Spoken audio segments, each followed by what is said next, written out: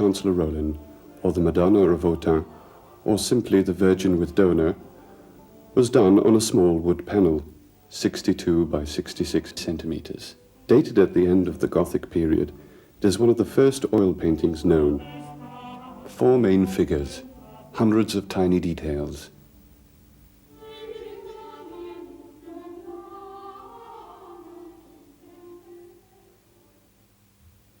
The Virgin Mary sits upon a gold-embroidered blue cushion on a carved wooden chest. She wears a scarlet robe edged with gold-embroidered lettering. The woman is very young. Her gaze is lowered. The infant Christ sits on her lap. He is naked. His face is as stern as an adult's. With his right hand he gives a blessing. His left hand holds a crystal ball topped with a cross set with precious stones. Over Mary's head an angel holds a gold crown set with gems and pearls. It wears a blue gown and displays a pair of brightly colored wings. A man kneels on a prayer stool draped in deep blue cloth. His hands are joined in prayer. He wears a skull cap after the late 15th century fashion. His temples and neck are shaved. Several clues prove that the man is Nicolas Rolin, who was born and died in the city of Autun in Burgundy. Rolin played an influential role in the arts and politics of his time. In the middle ground, 2 idle onlookers. One leans out the crenel. The other, seen in profile, carries a walking stick. They are dressed in the style of the early 15th century. A Romanesque-style loggia opens outwards. The designs on the capitals are reminiscent of those of the 12th century Romanesque period. A series of capitals depicts scenes from the Old Testament. Patterns of vine branches or dragons run along the arches. On either side, windows with medallion-shaped clear panes frame other areas. 2 stained glass windows above the loggia. The floor tiles are arranged in a pattern of 8-point black and white stars. In front of the loggia, a small terraced garden and 6 steps leading to a crenellated covered walkway.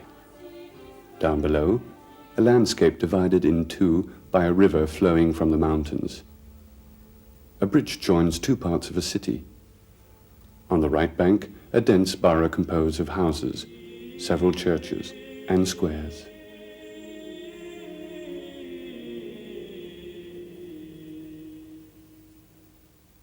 On the left, the outskirts of the town, an abbey, clusters of crow-gabled and half-timbered houses, and paths that lead off to the countryside.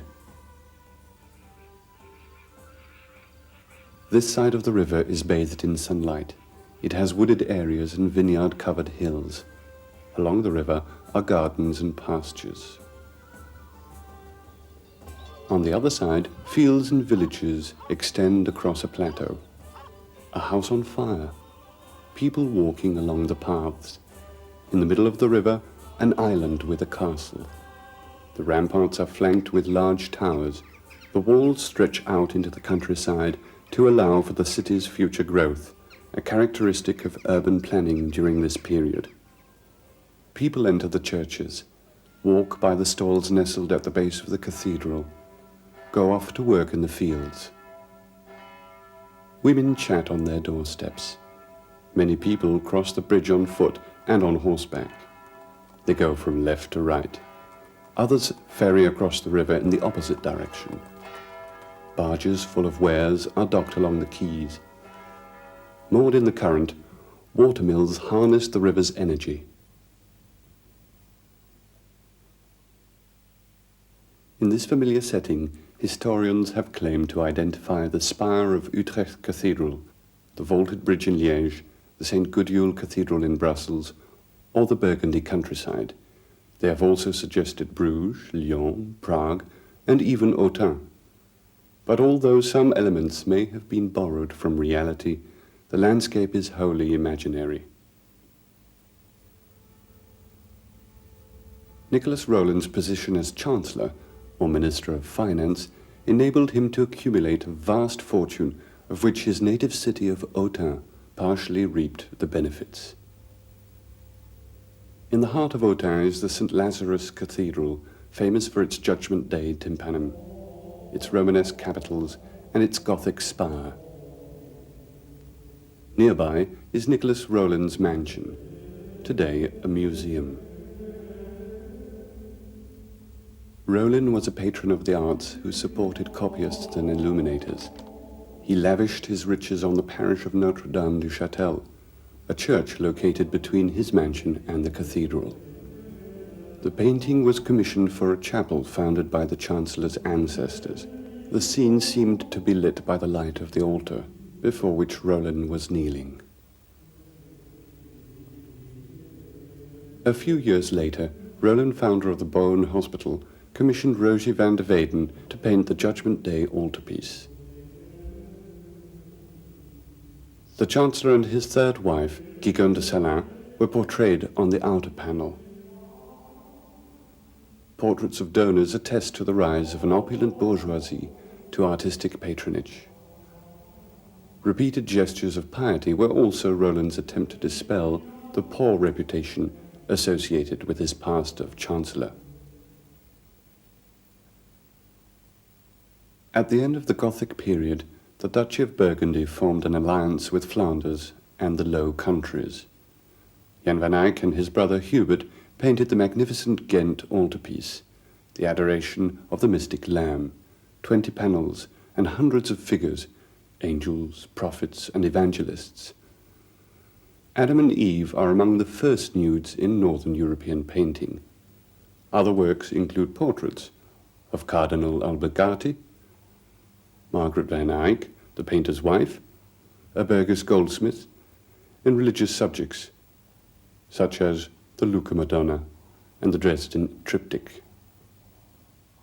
The man in a red turban may be a self-portrait.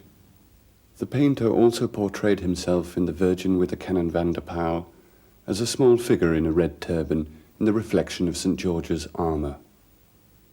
In Giovanni Arnolfini and His Bride, the painter shows his reflection in the mirror and wrote above it, "Jan van Eyck was here." Often on the frames of his paintings he inscribed his motto, "Als ich kann," as I can. As in most of his other paintings, Madonna with Chancellor Rolin was probably set in a dated and signed carved wooden frame. The church was destroyed during the French Revolution. In 18,000, the painting, which had remained in Autun, was sent to the Louvre. A 16th century engraver imagined the Van Eyck brothers' studio. A wood panel is delivered. A worker grinds the pigments. Another mixes them with linseed oil. A third places the paint on the palette. Apprentices make sketches. One of the brothers paints a religious figure. The other does a woman's portrait. The nearly square panel is made up of 3 oak planks with a vertical grain. These planks have warped slightly. In places, the joints are visible. The panels were prepared using methods still practiced by violin makers and fine cabinet makers. Choosing the wood, sawing it in the proper direction, sanding, grooving, and joining it were all important steps towards preserving the work. Dendrochronology is the science of dating wood by comparing the seasonal growth of the tree rings. Close analysis shows that planks 1 and 3 come from the same tree, planted around 1215. Plank 2 comes from a tree planted in 1247. They were probably harvested in 1426. The blocks of wood dried for at least 10 years, so the panel was probably made around 1436.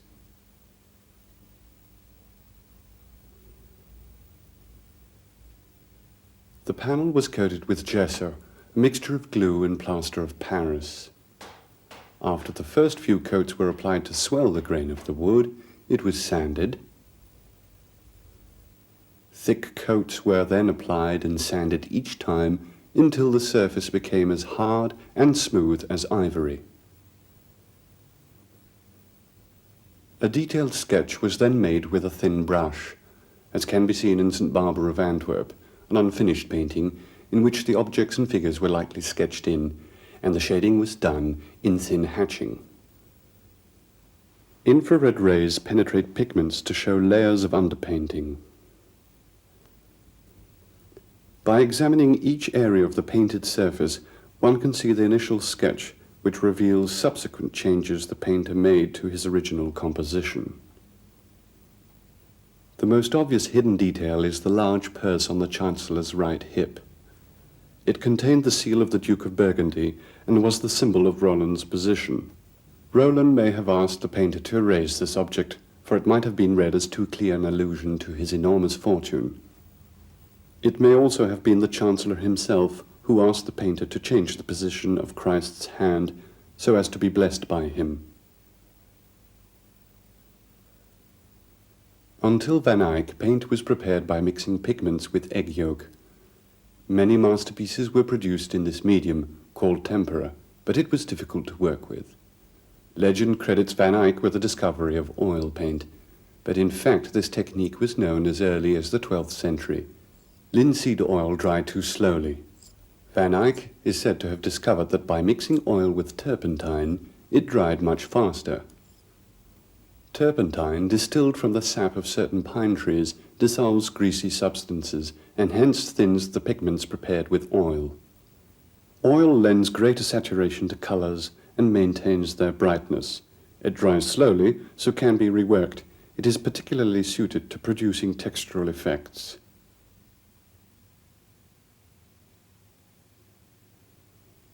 Thinner paint also allows the artist to apply tiny details by using a brush with few hairs. The figures standing on the bridge are less than 1 millimeter high. Van Eyck demonstrated this virtuosity in several other paintings. The advantage of oil paint is obvious in the technique known as glazing, layering coats of thin translucent paint. For the drape of the red cloth, the painter first applied a glaze of the same shade over the entire surface. The glaze left the sketch visible, but gave it a sense of greater depth. Then, for the shadows of the cloth and to shape the folds, he would use a darker shade of red. Finally, he added highlights using a lighter red.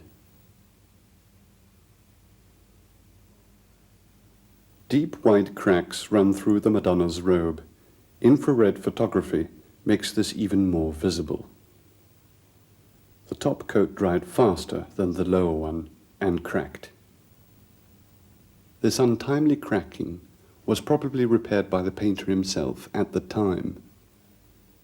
Other types of cracks are due to aging. The warping of the wood fibers caused cracking perpendicular to the strain. This regular pattern is visible in the sky, where the coat of paint is the thinnest.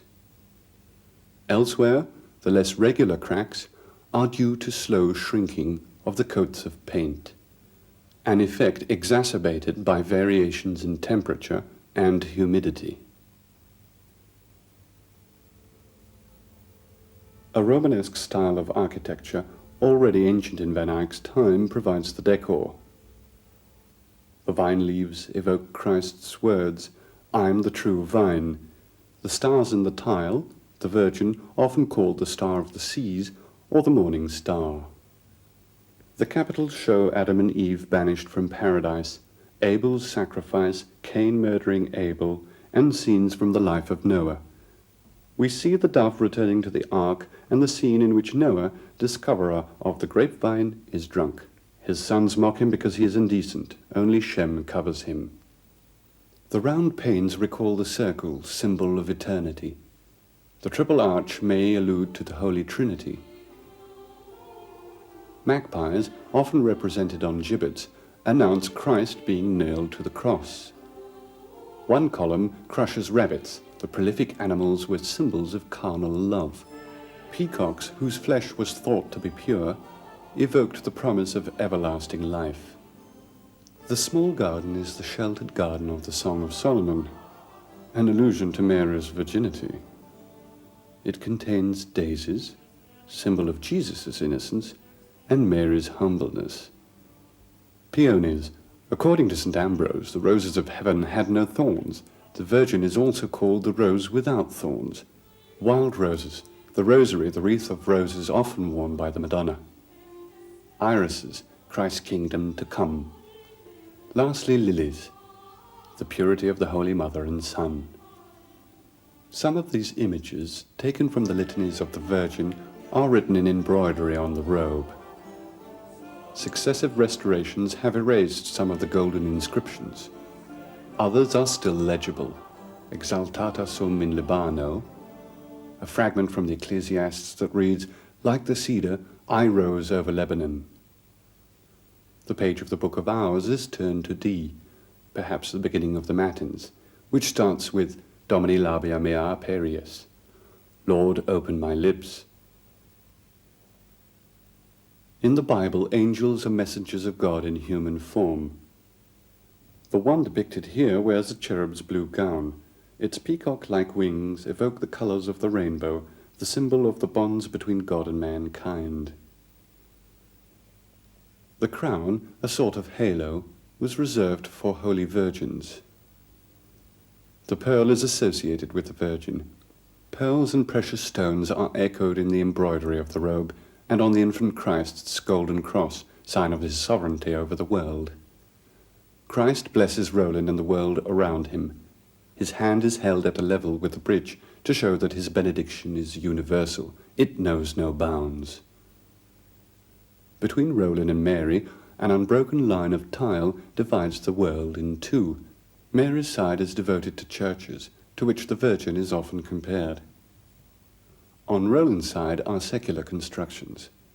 The two parts form the city of God, imagined by St. Augustine, the heavenly Jerusalem, crossed by the river of water of life. The round island in the center is both a reminder of paradise and a reference to the Tower of David. The moon, the mountains, and the flock of birds also refer to images from Holy Scriptures. The world Van Eyck paints is full of symbols. Rolin was praying. He lifted his gaze. He witnessed the crowning of Mary. But we can detect still other clues in this painting. Rolin is dressed in a richly brocaded mantle with gold lamy and mink trim. He wears the black belt with a gold buckle given to him by Philip the Good. Above him is Noah, inventor of the vineyards. At his eye level are vines and terraces, references to Rolin's fortune and his founding of the Beaune Hospital with its wealthy vineyards. 1419, in the middle of the 100 Years' War, France, Burgundy, and England negotiate. A meeting between the King of France and the Duke of Burgundy was set in Montereau, on the Yonne Bridge, fortified by a tower, also linked to the other shore by a temporary wooden footbridge. As he made his way toward the Dauphin, John the Fearless was assassinated. The rift between France and Burgundy was deep. This was during the time of Joan of Arc. The war raged on.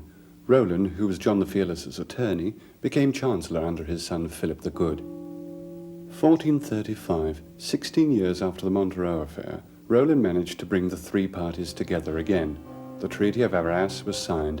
Charles VII relinquished territory in reparation for the murder of John the Fearless. The King of France also vowed to have daily requiem masses held at the Notre-Dame de Montereau church, to build a monastery near there, and to erect a gold cross where the murder took place. Van Eyck incorporated the monastery, the footbridge, the tower, the bridge, and the cross in the landscape. The people crossing the bridge by foot and on horseback are perhaps going to hear the requiem mass at Notre-Dame. It has been suggested that the two onlookers might be Charles VII and Philip the Good, finally reconciled, unless it's a self-portrait of the artist with his brother Hubert, who had died 10 years earlier. Rolin, one of the main architects of the peace treaty, is represented at the height of his political career. And a humorous note, near Rolin's hands, the painter painted peacocks, symbols of pride. In the 15th century, painting began to exist in its own right. It was no longer simply religious ornamentation, but a window open on the world. The painter's task was to draw spectators into an illusion of reality. The approach used here is ingenious.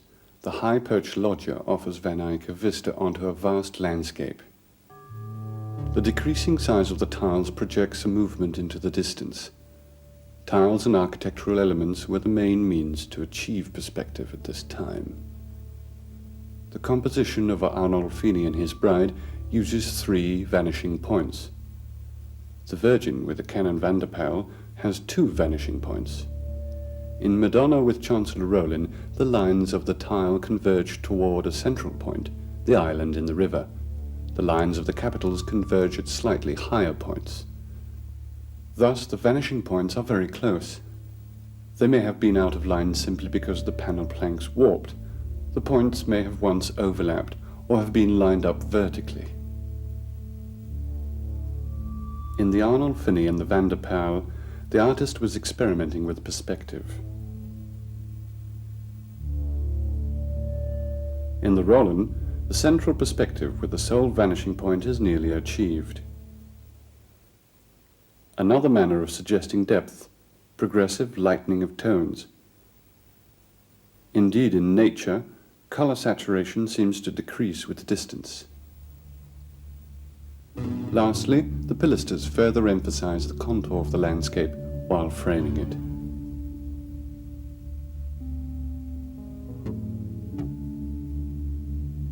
The composition is based on a powerful use of symmetry and contrast. Symmetry between left and right. Contrast between the open upper register and the closed lower register, between open public space and private interior space. Rolin and the Christ Child cross the 2 spaces. Contrast between indoor and outdoor light. Contrast and symmetry between complementary colors. The red of the Madonna's robe contrasts with the blue of the angel's gown. Similarly, the blue-green of Rolin's prayer stool is trimmed with a red braid and topped with a dark red cushion. At the composition's center, these contrasts are repeated in the colors of the 2 onlookers.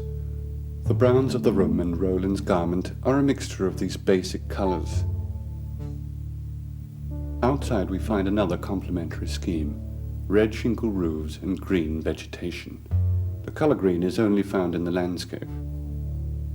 Whereas the landscape is remarkably consistent, discontinuity governs the interior scene. The opposition of shapes, textures and colors is quite marked.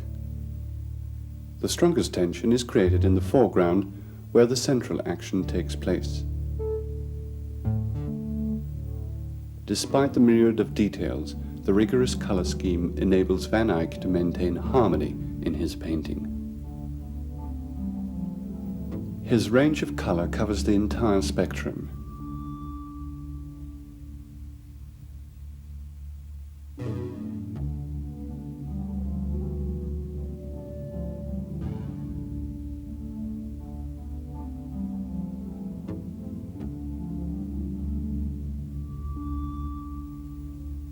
The angel's wing contains all the colors in the composition, as though in a corner of the painting the artist wanted to boast the richness of his palette.